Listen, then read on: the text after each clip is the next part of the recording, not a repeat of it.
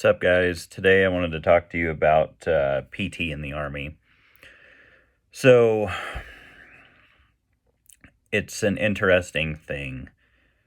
It can vary based on what you're doing, what your rank is, and so on. So, if you are coming into the Army, say as a PFC, a private first class, an E3, you are going to learn something called PRT, or physical readiness training, in basic training, so that you know the Army standard, the Army way to exercise. It's going to be boring stuff. Some people like it, though. Now, this may be changing because the Army has adopted the new PT test and made it official. The Army physical fitness test, the APFT, I think they're on version 3. I wouldn't be surprised if it went away in a few years, although so much money has been spent at this point that the Army has probably decided that it's here to stay until we find something better or the mission requirement changes and so on. Because it's been under development since I think 2016 or 2017 is when they first started looking to replace the legacy PFT, the physical fitness test, which was the, or maybe it was the, anyway, I don't remember what we used to call it. It was 2 minutes of push-ups, 2 minutes of sit-ups, and a 2-mile run. There was a male and female standard, and the scores were weighted depending on your age. So I think the last PT test, I needed 40-something push-ups to pass, like 50 sit-ups, and then you had to complete a 2.5-mile walk if you were injured and couldn't run, or you had to complete a 2-mile run in a certain amount of time.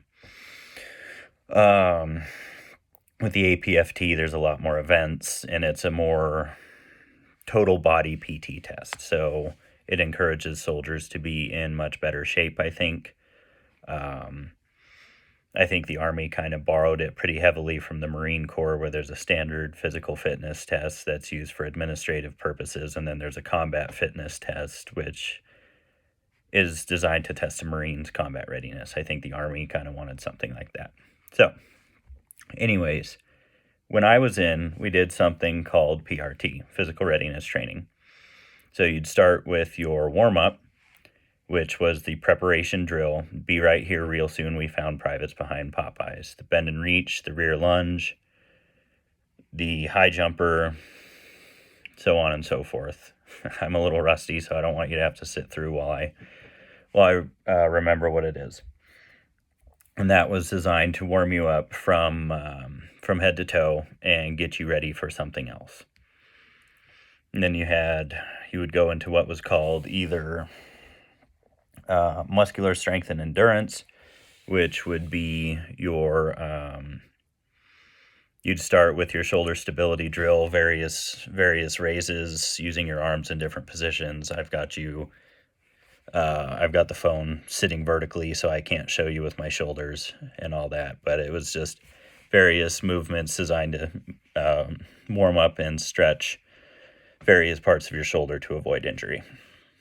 And then you would go into your activities phase, which would be your, if you did it absolute by the book, boring PT stuff that first sergeants love, it would be the preparatory drill, the shoulder stability drill, and then you would move into the conditioning drills. So you'd have conditioning drill 1 and 2 that are most common. Some units do conditioning drill 3. I don't remember if there was a 4.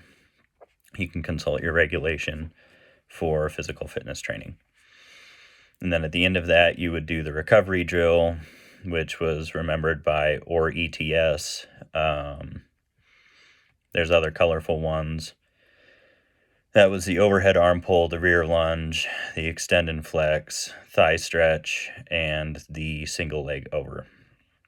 And then once you were complete with that, you'd huddle up, or the formation would be recovered into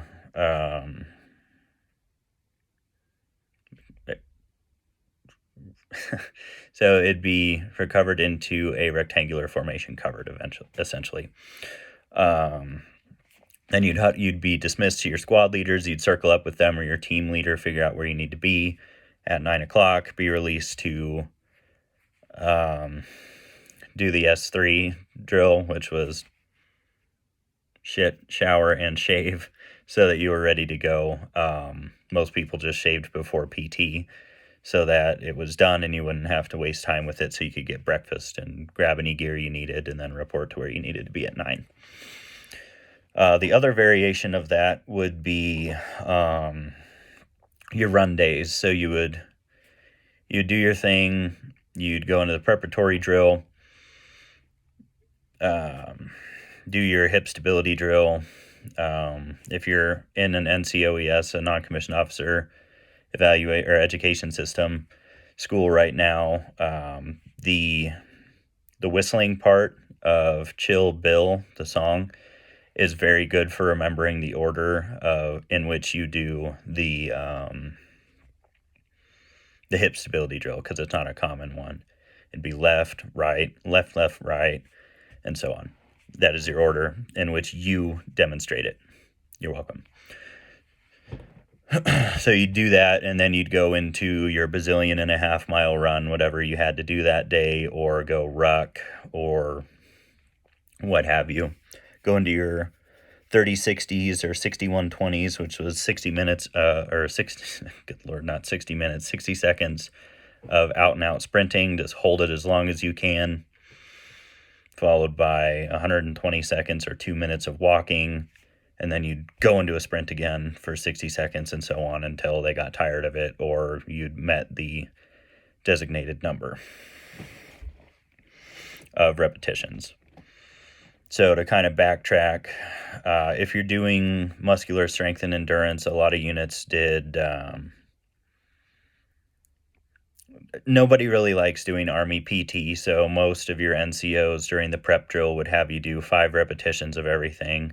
5 repetitions of everything during the conditioning drills, and then to kind of offset the loss of exercise, instead of doing 10, because the Army standard is 10 of everything, you do 10 of each exercise. A lot of units would do push-up, sit-up drills in which you push for 30 seconds or a minute, then you switch and your partner does, and so on and so forth until you're done. Or there may be gym stuff or combat fitness, like a circuit train, like where you start out shrugging ammo cans, carry a water jug, and run around the motor pool.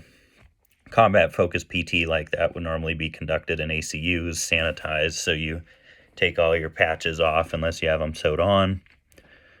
You'd usually wear a belt with it, and then you'd wear your running shoes with your combat uniform, which looked kind of dumb, but it was better than doing it in boots and potentially jacking yourself up. So that's kind of what to expect from PT. So you're always going to have the prep drill no matter what day of the week it is. You're going to do the prep drill. And then one day, ideally, you're going to do the shoulder stability drill, conditioning drills, push-up, sit-up drills, and then you're going to go into your recovery drill, or it would be a preparatory drill, the not thigh stretch, good grief, the hip stability drill, whatever running or rucking or whatever you're going to do. A distance run would usually be followed by 300-meter sprints or something like that, just to kind of keep your heart rate up and keep you training until all of the platoon is returned. And then you'd go into your recovery drill. Typically speaking, your platoon is going to do PT by themselves, and your platoon sergeant or a team leader, as part of a training thing, may be responsible for creating the platoon's fitness calendar. So you're always going to know what you're doing. Some places, like when I was in Germany in 527, my platoon sergeant loved to run, so we ran a lot. Overuse injuries are a thing, guys. So be smart when you create your PT plan. 1 week should be running heavy on Monday, Wednesday, and Friday, with Tuesday and Thursday being Tuesday's usually your strength and mobility, and then Thursday would be combat focused PT. So you might do a ruck or buddy carries and stuff like that, or circuit training. Usually your NCOs that have been in a while are pretty good at thinking of good circuits for you to do. And then you'd finish everything out Friday with a run. And then the next week it would be strength and mobility drills, heavy. So Monday, Wednesday, and Friday you would do strength stuff, so your conditioning drills and all that. And then Tuesdays and Thursdays you'd run or ruck.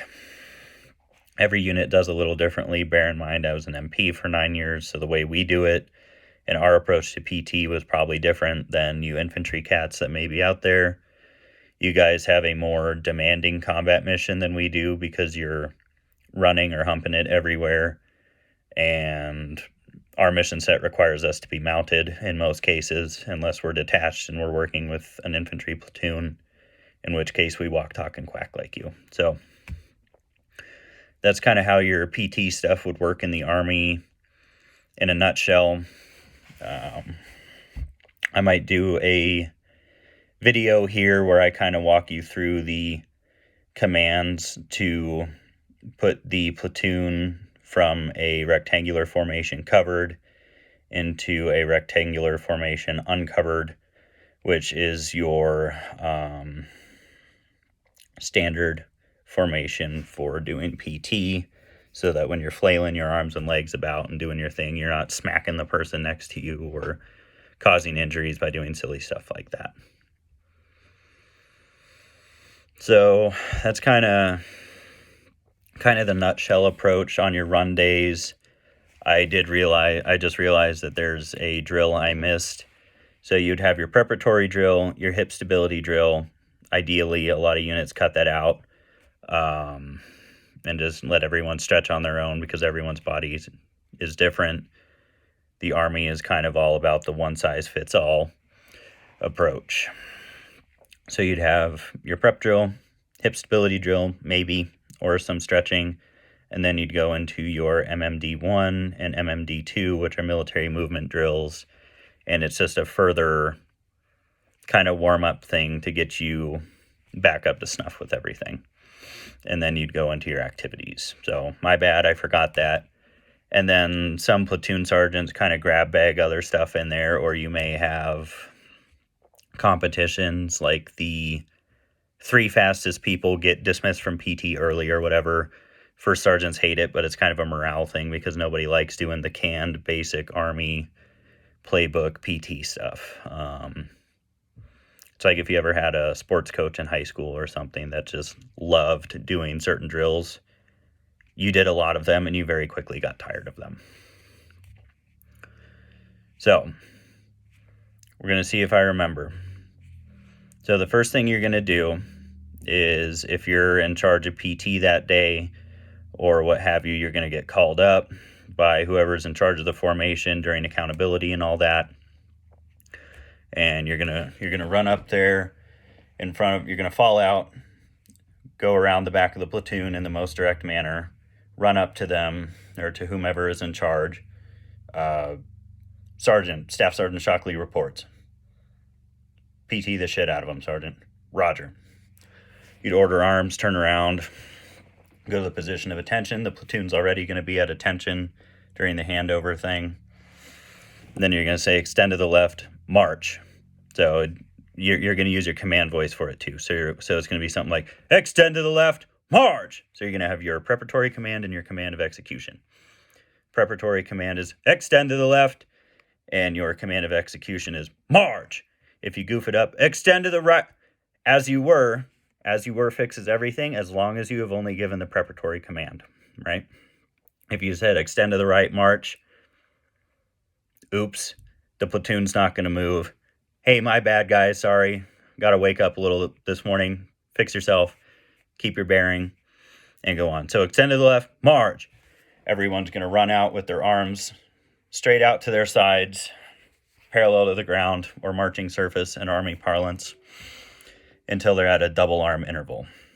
So essentially your arm is out and the person next to you's arm is out, and you're going to be 2 arm lengths away from people next to you. You're going to say, arms downward, move. Everyone's going to slap their arms down to their side and resume the position of attention. You can say, left, face. Everyone's going to do a 90-degree facing movement to the left.